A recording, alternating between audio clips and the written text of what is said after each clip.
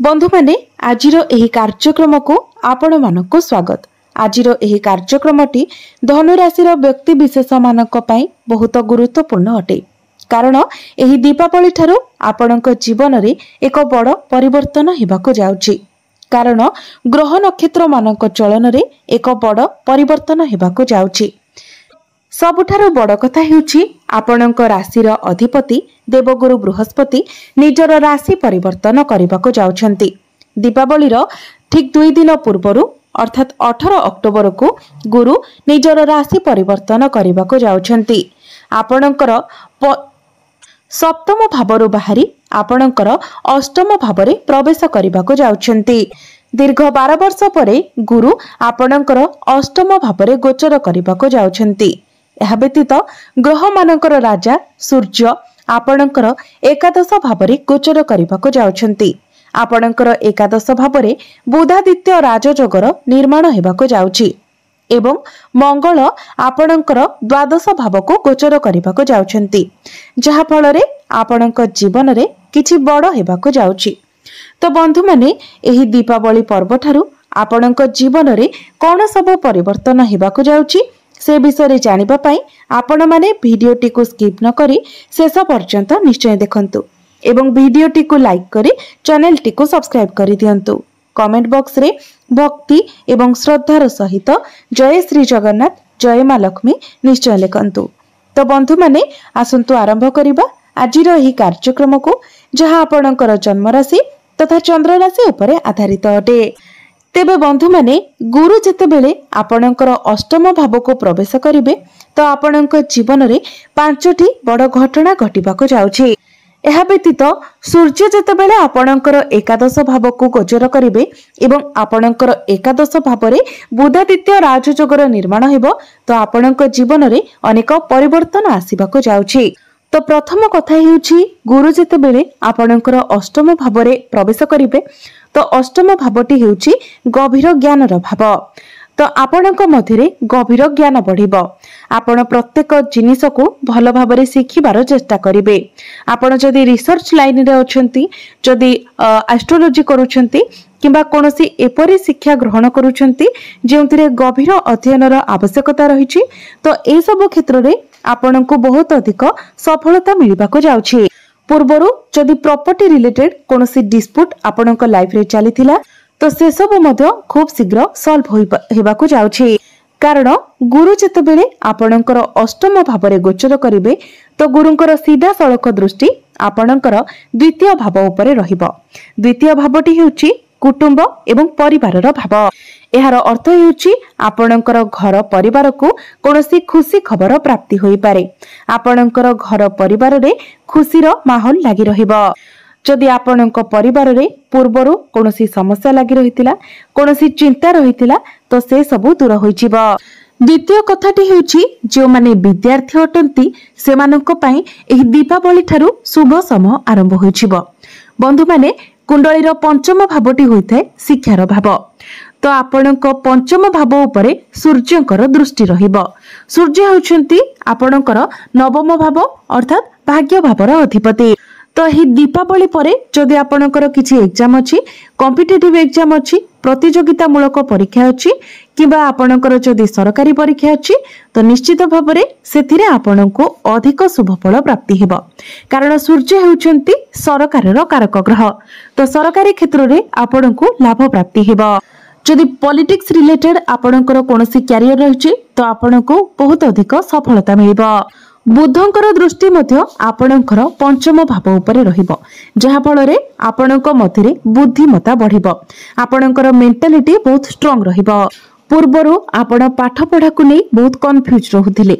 कोन करिबाको हेबो कोन न करिवे ताहा आपण ठीक भाबरे बुझी पारु नथिले, किंतु एही दीपावली पर ठारू आपण लक्ष्य करिवे जे आपणकर समस्त कंफ्यूजन क्लियर होई जिवो। आपण पाठ पढ़ा को नै कि कोन डिसिजन नेले आपणक पई भलो रहिबो ताहा आपण बहुत भलो भाबरे बुझी पारिबे। शिक्षा क्षेत्र रे आपण बहुत अधिक अग्रगति करिवे। तृतीय कथाटी हेउछि आपणकर प्रेम जीवन रे मध्य एही दीपावली पर्व ठारू एक बहुत भलो परिवर्तन आसीबाको जाउछि।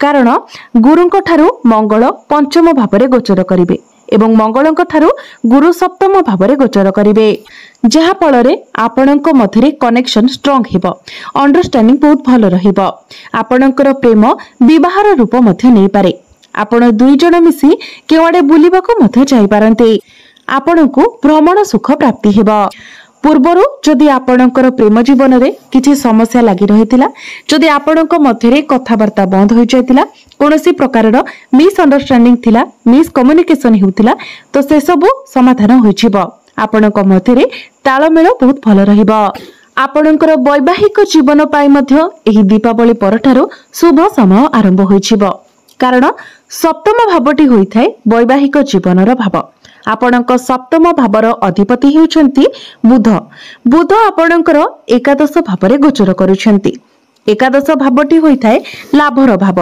इच्छा पूर्तिर भाव तो एही दीपावली पर्व परठारु आपणकर जीवन साथी को कोनोसी ना कोनोसी बाटरु लाभ प्राप्ति हेबो आपणकर जदि किछि इच्छा थिला तो सेही इच्छा मध्य पूर्ण हेबो आपणकर जीवन साथींकर पर्सनल एवं प्रोफेशनल लाइफ रे आपण ग्रोथ देखिबाको पाइबे से आपणक पई किछि नुवा जिनिस किनि पारंती एही दीपावली परठारु आपणकर वैवाहिक जीवन सुखमय हेबो पंचम कथाटी हेउछि एही दीपावली परठारु आपणकर भाग्य मध्य प्रबल हेबाको जाउछि कारण आपणक भाग्य भावर अधिपति सूर्य आपणकर एकादश भावरे बुधादित्य राजयोगर निर्माण करिवे जहा आपणकर भाग्य को प्रबलरु अति प्रबल बनाइबा तेणु एही दीपावली परे आपण जदि भाग्य संबंधित किछि निर्णय नेबा पई चाहुचंती तो सेथिरे मध्य आपणको सफलता मिलिबो एही दीपावली परे आपण कोनोसी नूतन भूमि जमी प्रॉपर्टी इत्यादि किनि पारंती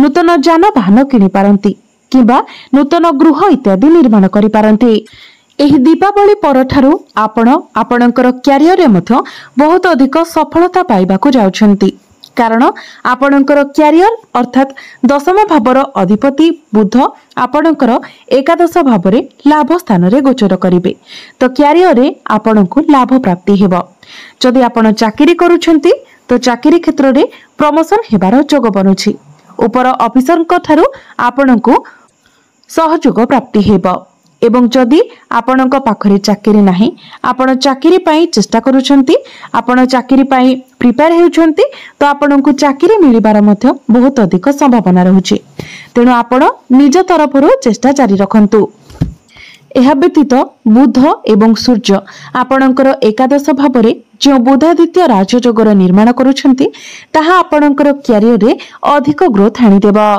आपणक मध्यरे कॉन्फिडेंस लेवल बढ़िबा बिजनेस कथा जदि कहिबा तो बिजनेस मध्य एही दीपावली परठारु आपणकर बहुत भलो हेबाको जाउछि आपण आपणकर बिजनेस रे ग्रोथ देखिबाको पाइबे आपणकर बिजनेस रे आपण प्रॉफिट देखिबाको पाइबे आपणकर डेली इनकम बढ़िबो आपणकर फाइनेंशियल ग्रोथ हेबो एही दीपावली परे आपण कोनोसी नुवा बिजनेस मध्य स्टार्ट करि पारंती जदि पूर्वरु आपणकर कोनोसी कार्य अटकी रहितिला तो आपणकर सेही कार्य आगकु बढ़िबो जदि आपणक उपरे ऋण करजर भार थिला तो ऋण करज सुझिबाको मध्य आपण सक्षम हेबे ऋण करजरु आपण मुकुली आसीबे किंतु बंधु माने जेहेतु आपणक कुंडली रे वर्तमान शनि अढै चलीछि तो आपणक विरुद्ध रे किछि पॉलिटिक्स होई पारे तो आपणको सब प्रकारर पॉलिटिक्स तारु दूरै रहिबार अछि किंतु गुरु जेहेतु उच्चस्थ हेबाकु जाउछंती तो आपणकर फाइनेंशियल ग्रोथ हेबो आपणकर बैंक बैलेंस बढ़िबो तेबे बंधु माने अधिक शुभ फल प्राप्ति करिबा पई एवं जहा किछिटा अशुभत्व रहउची से गुडी को खंडन करिबा पई आपण प्रत्येक दिन शनिंकर बीज मंत्र 108 थर जप करंतु कारण आपणको कुंडली रे वर्तमान शनि अढै चलीछि तो शनिंकर दुष्प्रभाव को कम करिबा पई आपण शनिंकर प्रतिकार स्वरूप प्रत्येक दिन शनिंकर बीज मंत्र 108 थर जप करंतु यह सहित प्रत्येक दिन आपण हनुमान चालीसार पाठ करंतु प्रत्येक दिन गुरुंकर बीज मंत्र 108 थर जप करंतु कारण गुरु हेउचंती आपणक राशिर अधिपति प्रत्येक दिन आपण विष्णु सहस्र नामर पाठ करंतु आपणको अधिक मात्रा रे शुभ फल प्राप्ति हेबो तेबे बंधु माने आपणकर जीवन मंगलमय हेउ एहा ही ईश्वरंक निकटरे मोर प्रार्थना धन्यवाद।